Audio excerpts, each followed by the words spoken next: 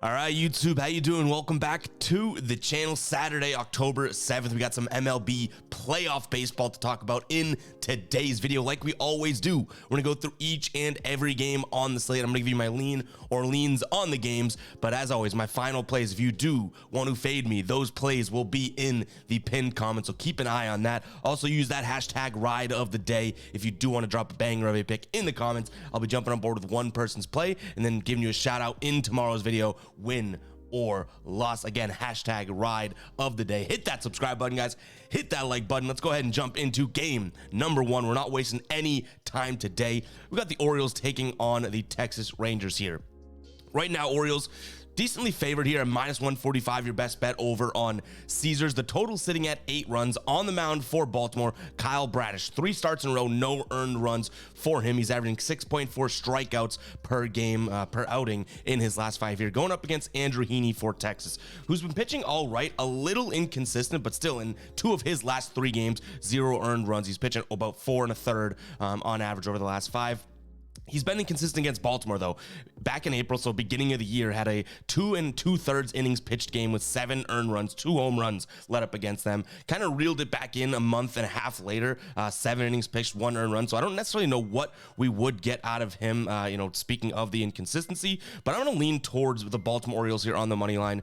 I do think that they have what you could say is a more consistent offense as of right now. Against lefties in their last 10, it's not that great, but 250 with a 250 average with an on-base percentage of .339. Texas against righties, they've been struggling here versus righties in their last 10, 223 average. In their last 5, it gets even worse, 204 average. So they're just not really hitting for average against righties, which again, Kyle Bradish on the mound for Baltimore, he is a righty. So I am going to lean towards Baltimore here on the money line. In terms of the total, this one was tough.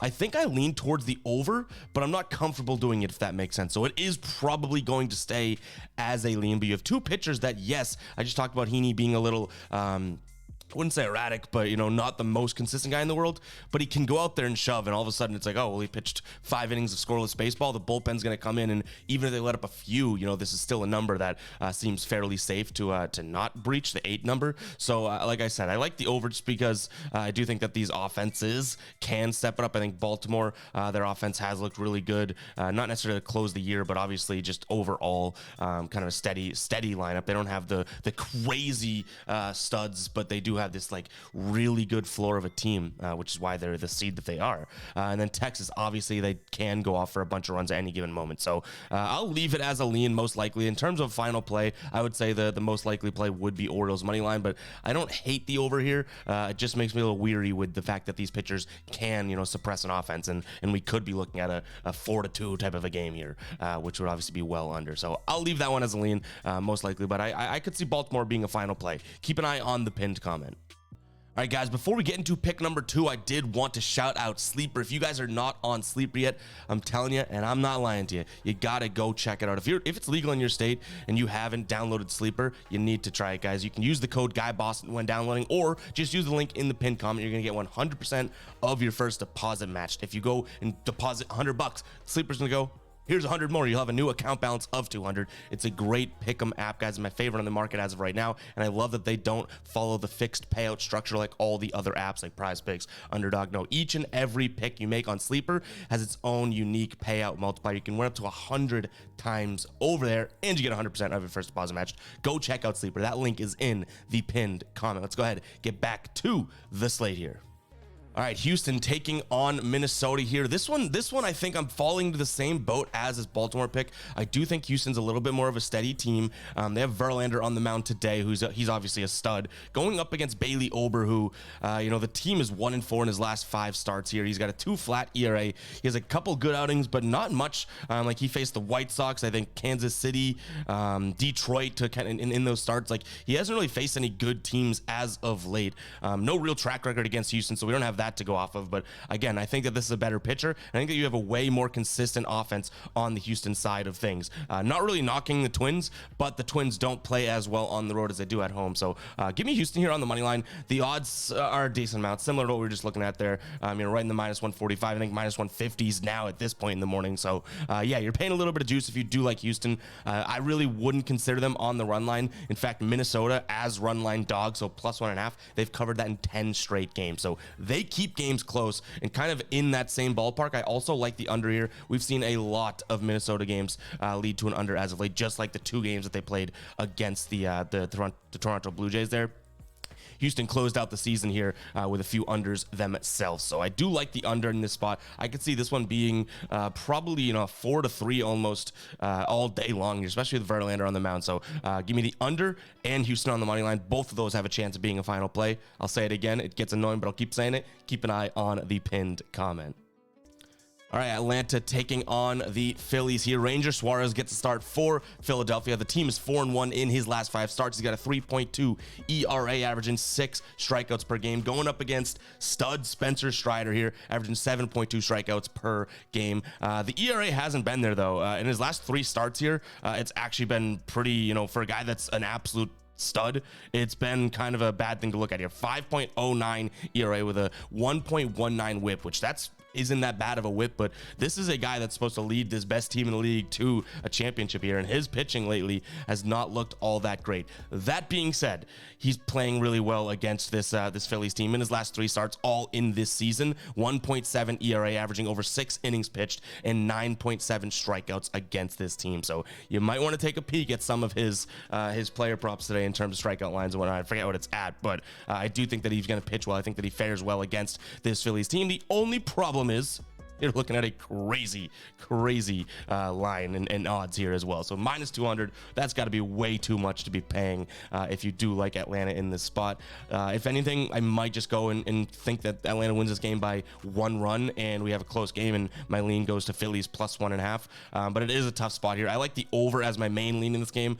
Yes, you have Spencer Strider. I think he's going to have a good game, but 8.5 just seems a little too low for these guys. You have a Phillies offense that, though they've cooled off, they're kind of hit or miss as of late. Still a good offense. And then you obviously have the Braves, who are an incredible offense, right? In their last 5 games here against lefties as well, Ranger Suarez being a lefty, they're batting .316 with an on-base percentage of .409. Like, come on.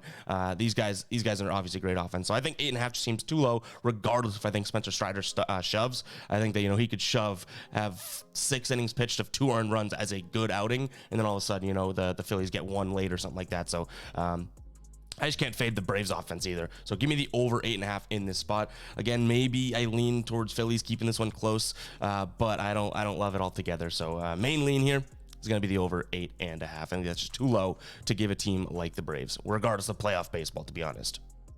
All right, Dodgers taking on the Diamondbacks. Similar boat here. I mean, the Diamondbacks have the momentum coming off of really whooping Milwaukee there as well, upsetting them. They won those games as underdogs, as plus 149 underdogs, and then game number 2, plus 123 underdogs. So pretty impressive from the Diamondbacks side of things. The Dodgers obviously had a good year, 100 games that they won. They're 162, so they just got to the 100 mark. But there's just too much price to be paying here. Minus 200 for this Dodgers team is just too much. I do think they win the game. I like them, but that's just way too much. I wouldn't hate them on the run line. I think the Diamondbacks might feel like they kind of accomplished a lot just beating the Brewers 2 games. So, they're sitting there kind of not ready for this. I don't think that they're really, a safe play in terms of laying two runs against. But I think that's kind of the only thing that I see value in. Plus money right now over on FanDuel for this pick as well. On most books, you're actually looking at, I think it's like minus 105 or plus 100, plus 110 on FanDuel. So there is a little bit of value there. I'll take them on the run line, minus 1.5. Don't love it. I don't hate the over, though, in this spot. In terms of pitchers, you do have Clayton Kershaw, who he's been obviously pitching really, really well. Last 5 starts, 1.2 ERA. The strikeouts haven't been there. 4.4 strikeouts over his last 5 starts here, averaging. Going up against Merrill Kelly, though, and Merrill Kelly I cannot seem to get confident. Last time out against the Dodgers, which was just I think 2 months ago, right? End of August. He 5 innings pitched, 12 hits, 7 earned runs, only 1 strikeout, 3 walks. So this guy did not really pitch very well against the team he's going up against today to start the series.